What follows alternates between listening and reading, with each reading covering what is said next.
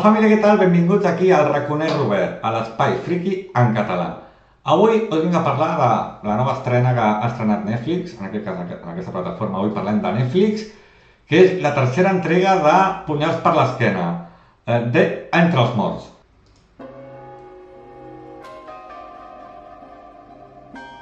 Este asesinato lo han disfrazado de milagro.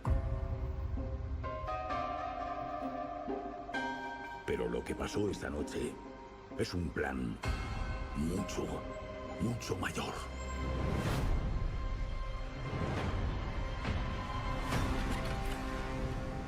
Para entender este caso, hay que fijarse en el mito que se estaba creando.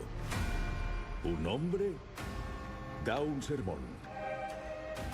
Luego, delante de todo el mundo, entra en ese cuartito de hormigón sellado. Y 30 segundos después, el hombre acaba muerto. Un crimen totalmente imposible. Oiga, ahora me está asustando. Esto es un misterio sagrado. Irresoluble. La hostia. Lo siento. ¿Qué coño ha pasado? No lo sabemos. ¿Cuál es la verdad? No sabemos qué existe. ¿Algo de esto existe? ¿Qué está pasando ahora mismo?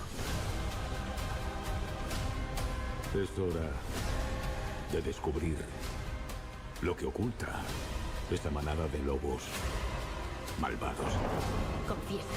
Confiesa. Muy bien, se acabó.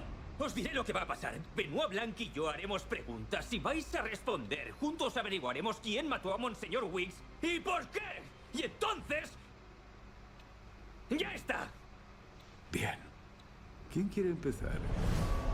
Així es titula la tercera entrega, ja sabem que és una saga. La primera es va titular Punyals per l'esquena, la segona es va titular Punyals per l'esquena Glass Onion, i aquesta és Punyals per l'esquena d'Entre els morts, protagonitzada per Daniel Craig, ja ho sabeu, el detectiu Benoit Blanc, que en aquest cas, com totes les altres, perquè tenen el mateix sistema, està mega rodejat de grans stars i de grans actorassos de Hollywood, que en aquest cas, mira, per començar a dir noms. Josh O'Connor, per qui no el conegui, va sortir a les últimes temporades de The Crown fent de el príncep Carles, perquè l'aneu reconeixent. Glenn Close, arxiconeguda. Jeremy Renner, Mila Kunis, Andrew Scott, Josh Brolin, no sé si l'he dit, Jeffrey White, Kerry Washington. Déu-n'hi-do, tenim molta persona molt i molt potent. Llavors, si us agraden que estiguin... a mi m'agrada molt que has llegit tanta estrella, perquè la veritat és que empaca molt bé la pel·lícula i la veritat és que ho fan molt bé tot, sobretot en especial Daniel Craig, en especial Josh O'Connor i en especial Glenn Close, que en aquest cas està molt i molt bé. De què va una mica la pel·lícula, Xavi? A veure, no us vull explicar molt perquè no vull fer cap spoiler i vull que la veieu vosaltres sense saber gaire història, però bàsicament és Josh O'Connor, que és un capellà, és un recent capellà, que amb un passat una mica fosc, que s'explica al principi, perquè això no és cap spoiler ni res, doncs va parar a una església, que en aquest cas està dirigida per Josh Brolin,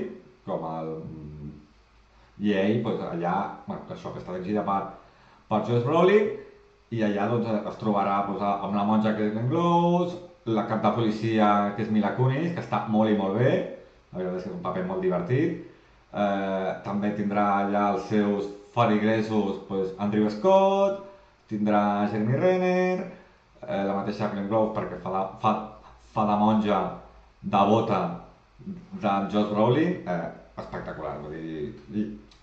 I amb una homilia que fa el mateix John Brolin, doncs hi haurà l'assassinat. I fins aquí puc dir, perquè ja crec que amb això ja estic dient massa. Llavors apareix el nostre detectiu, Daniel Craig, que jo l'he vist una miqueta vell, així ja de cara, acostumat a veure el de James Bond, doncs aquí l'he vist una miqueta... que ja se'ns fa gran aquest James Bond ja.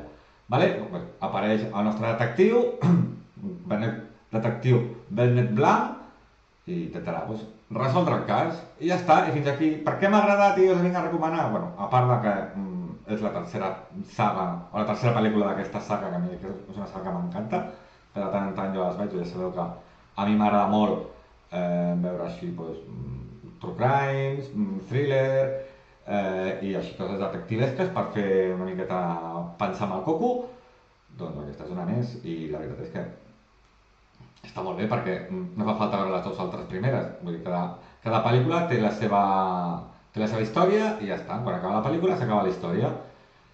Què més m'ha agradat? Bueno, doncs el ritme que té,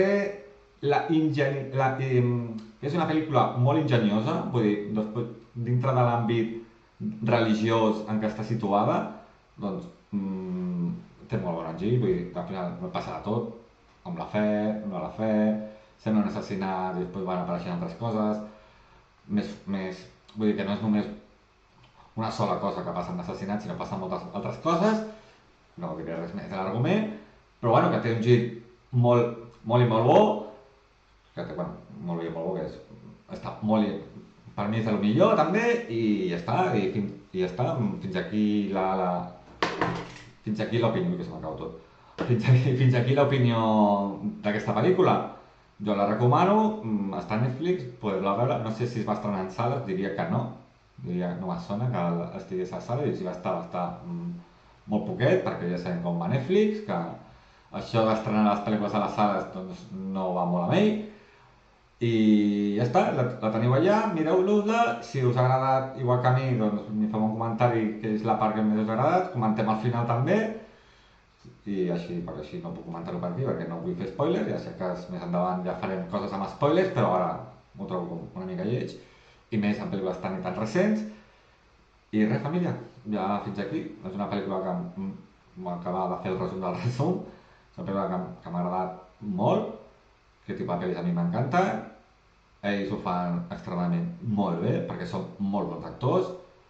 I res, donem-li una oportunitat. Vale, família? Així que res, fins aquí l'opinió d'avui d'aquesta pel·lícula. Ens veiem, ja sabeu que això és i serà sempre el vostre raconer Robert. Adeu!